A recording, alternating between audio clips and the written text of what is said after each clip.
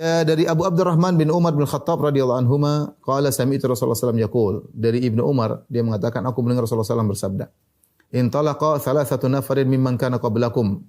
Berjalan 3 orang dari orang-orang sebelum kalian, dari umat sebelum kalian. Bisa jadi dari Bani Israel atau yang lainnya. Hatta awahum al-mabit ila ghar, sampai mereka akhirnya perlu istirahat dalam sebuah goa. Fadakhaluhu, maka mereka pun masuk dalam goa tersebut. Mungkin mereka letih, mereka bertiga bersahabat, ini menunjukkan mereka persahabatan orang-orang soleh. Ya. Ini 3-3-nya orang soleh. Maka seorang kalau bersahabat jangan jalan dengan sebarang orang. Kalau jalan dengan sebarang orang bisa datang kesialan lewat dia. Karena orang yang tukang maksiat sering terjadi musibah lewat gara-gara dia. Maka bersahabatlah dengan orang-orang yang soleh. La tusahib illa mu'minan. Jangan kalian bersahabat kecuali orang beriman. Dia 3 orang ini orang soleh semua. Mereka berjalan, mereka bersahabat, kemudian mereka butuh untuk bernaung dalam goa, akhirnya mereka masuk dalam goa. Tiba-tiba Allah mentakdirkan, fan hadarat sakhratun minal jabal. Tiba-tiba ada batu besar jatuh dari atas gunung persis di mulut goa tersebut. Fasaddat alaihimul ghar. Akhirnya batu tersebut menutup pintu goa. Faqalu, mereka tidak bisa keluar. Ini batu sangat besar, enggak bisa nolak. Sementara kalau mereka bertahan terus mereka mati kelaparan atau mati kehabisan oksigen. Intinya mereka harus keluar. Allah berikan ujian. Orang beriman bisa diuji. Ini 3 orang soleh semua diuji. Diuji dengan jatuhnya batu, tapi selalu ada jalan keluar. Ya, orang yang soleh ada jalan keluarnya.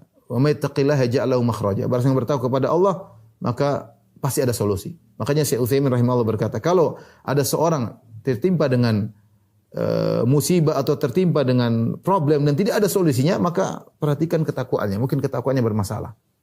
Tapi kalau ada masalah dia hadapi meskipun berat tapi ada solusinya, itu tanda bahwasanya dia bertakwa kepada Allah Subhanahu wa taala. Tapi mereka diuji dengan jatuhnya batu padahal mereka semua adalah orang saleh. Akhirnya mereka berkata, "Innahu la yunjikum min hadhihi sakhrati illa an tad'ullaha bi salihi amalikum." Kita tidak bisa selamat wahai kawan-kawan kecuali kita berdoa kepada Allah dengan bertawassul dengan amal saleh yang kalian lakukan. Kalau mau kita bertawassul amal saleh kita. Bagaimana agar batu bisa terbuka dari pintu gua bisa terbuka? Maka 3 orang ini berdoa. Mereka bertawassul dengan amal saleh mereka. Pertama, perhatikan. 3 orang ini, satu berbakti kepada orang tua, yang satu benar-benar menjaga kehormatan dirinya, yang ketiga orang yang benar wara' dan amanah. 3 orang ini semuanya hebat. Satu sangat berbakti pada orang tua, satu sangat menjaga harga dirinya agar tidak daripada zina. Yang ketiga adalah orang yang amanah dan wara', menjaga harta orang lain. Tapi yang pertama yang berbakti kepada orang tua, dia berdoa, Allahumma in kana li abawani shaykhani kabiran. Ya Allah, saya punya ayah dan ibu yang sudah tua, ya, sudah syekh, sudah tua dan sudah jompo.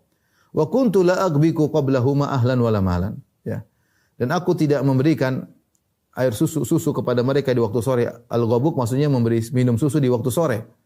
Ya, di waktu petang, ya. Jadi orang ini punya susu kambing atau susu onta, ya, untuk dia perah kemudian dia berikan kepada orang tuanya di waktu sore. Namun kebiasaan dia, yang pertama kali dia kasih minum susu adalah kedua orang tuanya. Sebelum istrinya, sebelum anak-anaknya, sebelum keluarganya. Yang pertama harus kedua orang tuanya dulu. Ya. Dan itu kebiasaan dia. Kalau orang tuanya sudah dikasih susu, baru dia kasih istri dan anak-anaknya. Fana abi talabu syajari yauman. Maka suatu hari, aku mencari pohon atau mencari makanan buat gembalaanku sampai jauh. Falam arih alaihi hatta nama. Dan aku terlambat pulang. Biasanya dia pulang, dia bawa susunya untuk kasih orang tuanya di waktu sore, waktu petang. Ternyata dia terlambat. Ketika dia pulang, kedua orang tuanya sudah tidur. Fahalabtu lahuma ghabuqahuma, maka aku tetap saja memerah susu yang merupakan jatah sore mereka. Maka fawajadtuhuma naimain, aku mendapati mereka berdua sudah sedang tidur. Fakaritu an ukhidhahuma, dan aku tidak suka ingin bangunkan mereka. Kesian mereka sudah tidur, jangan sampai dibangunkan. Wa an aghbiqa qablahuma ahlan wa malan. Demikian juga sebagaimana kebiasaanku, aku harus mereka dulu baru anak dan istri. Ya. Tapi aku tidak kasih anak dan istri, harus kedua orang tuaku dulu. Falabithtu wal qadhu ala yadi. Aku menunggu mereka sementara susu tetap di tanganku, aku tahan terus. Artinya apa? Kapan mereka bangun kelaparan, entah jam 8 malam, entah jam 9 malam, entah jam 10 malam, entah jam 12 malam, entah jam 3 malam, entah jam 4 malam, aku tunggu. Jangan sampai mereka bangun kelaparan di malam hari. Tidak mendapati aku sudah tidur sementara mereka belum minum susu. Lihat bagaimana baktinya anak ini. Dia tahan, dia pegang itu cangkir susu atau nunggu kedua orang tuanya kapan tersadarkan, jam berapapun.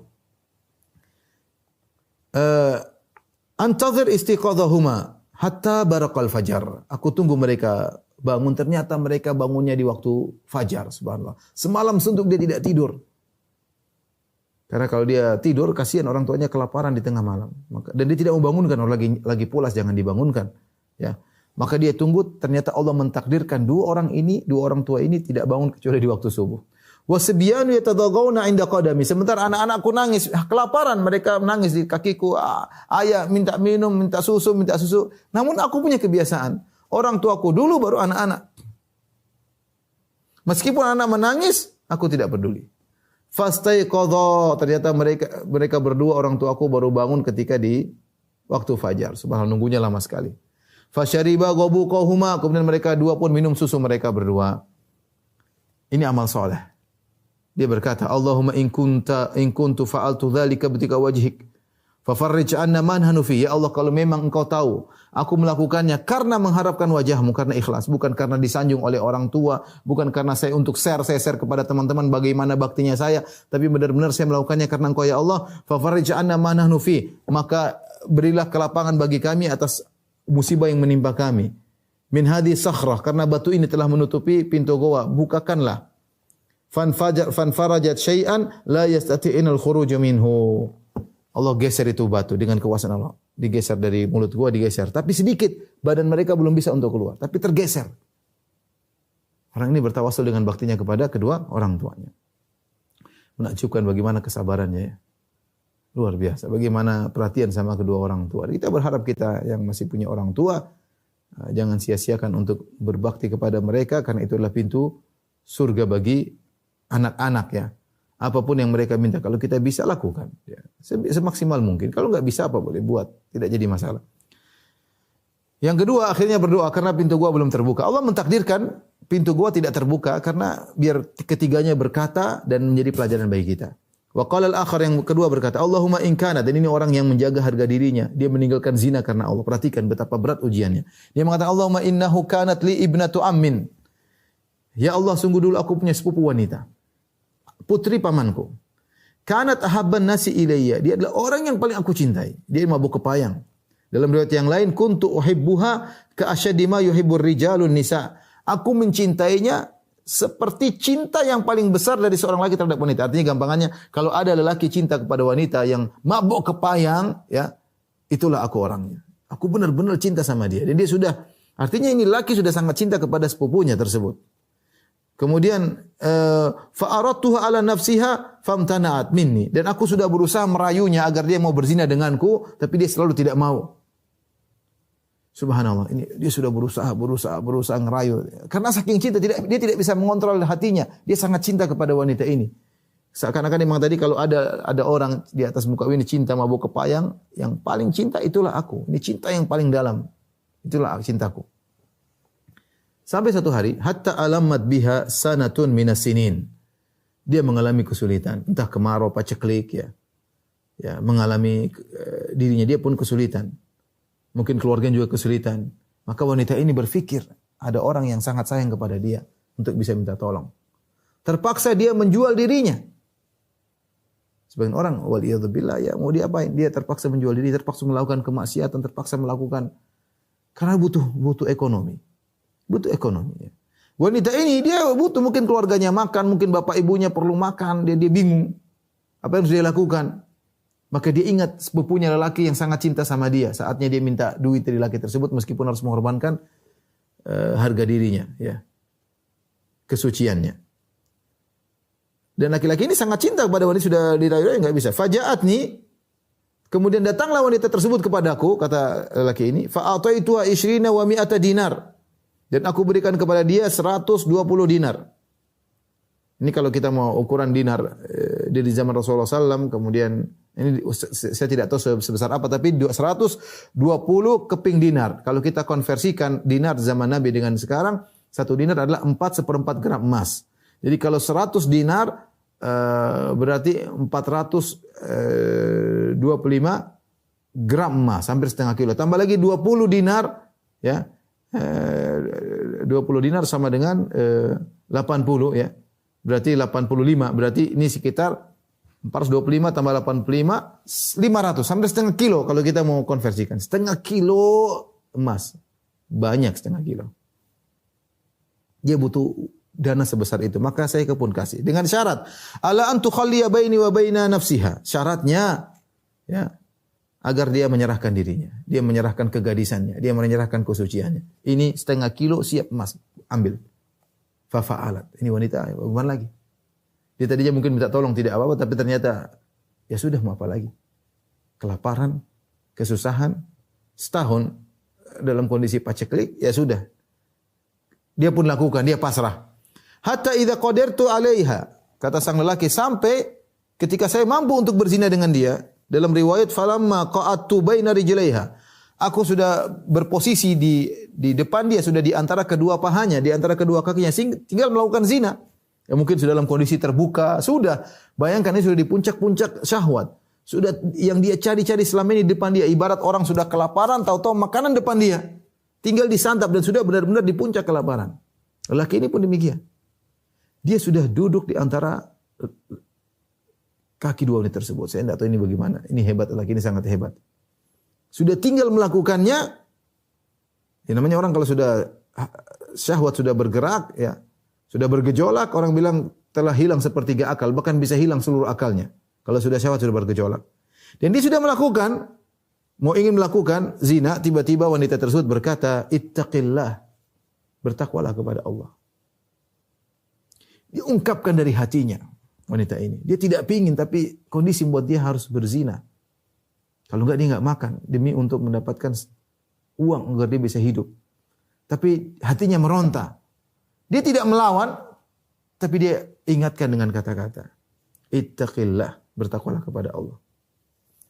Wala tafuddal khatam illa bihaqqihi, jangan kau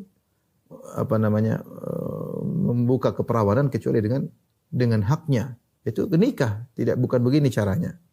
Subhanallah, ketika suara tersebut keluar dari hati yang paling dalam, maka masuk dalam hati lelaki tersebut. Padahal ini kondisi mustahil. Mustahil dia bisa selamat dalam kondisi seperti ini. Ya. Banyak orang tidak bisa selamat. Ya. Apalagi kondisi seperti ini bukan wanita sembarangan. Ini wanita yang paling dia cintai, yang dia kejar-kejar selama ini. Cita-citanya ini wanita. Yang dia pikirkan dalam benaknya bertahun-tahun. Ya.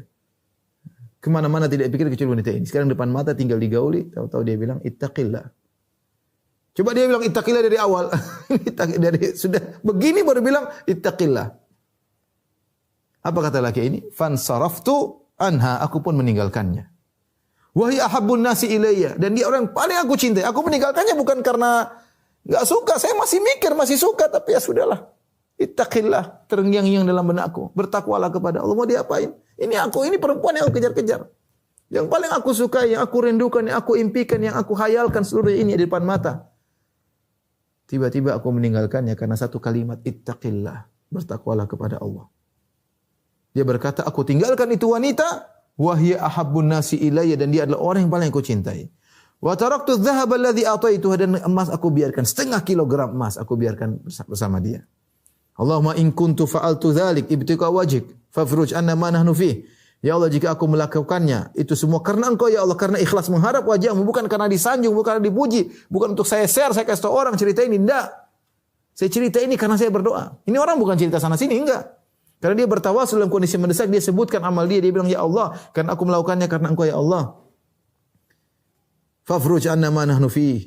Maka berilah kami kelapangan atas kesempitan yang kami hadapi sekarang ini. Fanfarajatis sakhrah, maka batunya bergeser lagi. Ghairu annahum la yastatinul khuruj min, ternyata belum cukup, masih sudah bergeser lebih besar tapi badan belum bisa keluar. Allah sengaja. Sampai orang yang ketiga. Yang ketiga juga tidak kalah hebat. Ini orang hebat semuanya. Satu berbakti, satu Masya Allah. Yang ketiga ini luar biasa. Sampai para ulama khilaf mana yang lebih hebat di antara tiga orang ini. Yang ketiga, bagaimana kehebatannya? Orang sangat amanah. Dia mengatakan, ya Allah, Allahumma inni stajartu ujara. Ya Allah, dulu aku nyewa pegawai-pegawai kerja. Wa ataituhum ajrahum, semuanya sudah aku beri gaji. Ghairu rajulin wahidin taraka alladhi lahu wa dhahab. Ada satu pegawaiku, saya sudah kasih gaji, dia tidak ambil, dia pergi, dia biarkan gajinya padaku. Apa yang dia lakukan orang ini? Kata dia, "Fathammartu ajrahu hatta kathrat minhul amwal." Maka aku olah itu duit dia, gaji ini aku olah. Dan dia tidak tahu menahu. Diolah sampai berkembang sampai harta banyak. Faja'ani ba'dahin, kemudian setelah sekian lama dia pun datang. Maka dia minta gajinya yang dia tinggalkan dahulu. Dia mengatakan, "Ya Abdullah," wahai fulan, maksudnya dia berkata kepada bosnya, "Ya Abdullah, addi ilayya ajri." Mana upahku dulu? Entah berapa tahun yang lalu. Mana upahku? Aku berkata kepada pegawaiku ini dulu, yang dulu pernah bekerja pada aku bertahun yang lalu, "Kullu ma taro min ajrik." Semua yang kau lihat ini adalah gajimu. Minal ibil wal baqar wal ghanam wal raqiq. Itu lihat. Onta-onta, sapi-sapi, kambing-kambing, budak-budak, itu semua milikmu. Ini pegawainya heran. Dia tahu gajinya sedikit. Kenapa berubah jadi banyak begini? Dia mengatakan, "Ya Abdullah, la tastahzi' bi." Wahai fulan, jangan kau ejek saya. Dia tahu dia kerjaannya tidak mungkin. Kamu ngejek. Disebutkan gaji dia tidak banyak. Kamu ngejek. Qultu, aku berkata kepada dia, "La ahtazi'u bika." Aku tidak ngejek. Itu memang punyamu. Dia tidak jelaskan saya olah gini-gini enggak. Pokoknya ini punyamu, ambil. Fa akhadhahu kullahu, perhatikan. Ini pegawai, ambil seluruhnya. Fastaqahu, maka dia pun bawa onta-onta, sapi-sapi, kambing-kambing, budak-budak, dia bawa pergi. Falam yatruk minhu syai'an. Dia tidak tinggalkan sedikit pun, dia tidak bilang ini syukran. Kau baik sekali, udah saya enggak usah ambil banyak, saya ambil setengahnya saja, sepertiganya. Enggak, dia ambil semuanya, itu pegawai. Allahumma in kuntu fa'altu dzalik. Ini sulit ya ikhwan. Perhatikan, kita bayangkan kita menjadi posisi orang tersebut. Kita bekerja mengolah harta orang tanpa dia ketahui. Yang tahu hanya Allah Subhanahu wa taala. Seandainya orang itu datang, ya ini gajimu cuma 500.000. Dia enggak akan marah karena dia tidak tahu apa yang kita lakukan. Yang tahu hanya Allah. Dan dia tidak pernah bikin pengumuman, tidak pernah di depan notaris, "Ini saya olah ya, nanti kalau hasilnya buat kamu." Enggak ada. Yang tahu cuma Allah Subhanahu wa taala. Bahkan mungkin dia tidak ungkapkan. Tapi dia punya muamalah dengan Allah, muamalah hati. Dia tahu, Allah tahu isi hatinya. Selama ini dia mengolah harta itu karena dia niatkan untuk pegawai tersebut. Allah mentakdirkan hartanya jadi banyak. Bisa jadi dia niatnya berubah di tengah jalan. Ya sudahlah, kan saya yang olah. Kan saya juga tidak kabarkan sama dia. Kan dia juga tidak tahu. Ya sudah, dia ambil saja pokoknya. Nilai pokoknya. Yang sudah berkembang milik saya. Tapi dia tahu dia bermuamalah dengan Allah Subhanahu wa taala. Yang Maha tahu isi hatinya. Ini tidak ingin merubah apa yang sudah dia niatkan. Ya, maka dia berkata, "Allahumma in kuntu fa'altu dzalik ibtigha'a wajhik." Ya Allah, jika aku melakukannya karena mengharapkan wajah-Mu, fafruj 'anna ma nahnu fih. Maka berilah solusi jalan keluar bagi kami. Fan fajaratis sakhratu, maka batu pun bergeser sehingga mereka fakharaju yamshun, maka mereka berjalan dengan keluar dari goa tersebut. Allahu Akbar. Lihat tiga orang ini, tiga orang hebat. Semuanya mengerjakannya karena Allah. Ini dalil bahwasanya ada pekerjaan-pekerjaan hebat bukan karena Allah Subhanahu wa taala. Ada orang meninggalkan zina tapi takut AIDS. Itu bukan karena Allah Subhanahu wa taala. Dia meninggalkan zina karena takut CCTV, bukan karena Allah Subhanahu wa taala. Ya. Dia berbakti sama orang tua karena takut dicela orang tua, bukan karena Allah Subhanahu wa taala. Dia berbakti sama orang karena takut diomelin orang tua, bukan karena Allah Subhanahu wa taala. Dia amanah tapi ingin pamer, bukan karena Allah Subhanahu wa taala. Ini tiga orang hebat semua. Sampai para ulama khilaf. Sebenarnya karena dalam sebagian riwayat yang ketiga lah yang berdoa tentang dia sama wanita kemudian ditinggalkan sehingga dengan itu batu terbongkar. Maka di antara tiga ini mana yang paling hebat? Khilaf di kalangan para ulama. Tiga-tiganya hebat. Ini orang amannya luar biasa ya, luar biasa. Taruh bayangkan ada kita punya pegawai gajinya harusnya 1 juta. Kita olah sampai jadi 5 miliar misalnya. Bertahun-tahun datang 1 juta 5 miliar. Ini 5 miliar punya mau ya. Ente ngejek ambil semua. Dan ini orang pergi begitu saja tidak bilang terima kasih. Dia bilang 1 miliar untuk terima kasih. 4-nya saya ambil. Enggak, dia ambil semuanya dibawa. Namun dia tegar hatinya dan dia amanah di hadapan Allah Subhanahu wa taala karena dia melakukannya niatnya karena Allah Subhanahu wa taala. Dan semuanya mereka melakukan karena Allah, maka akhirnya Allah selamatkan mereka dari bencana tersebut dan ini keutamaan ikhlas karena Allah Subhanahu wa taala.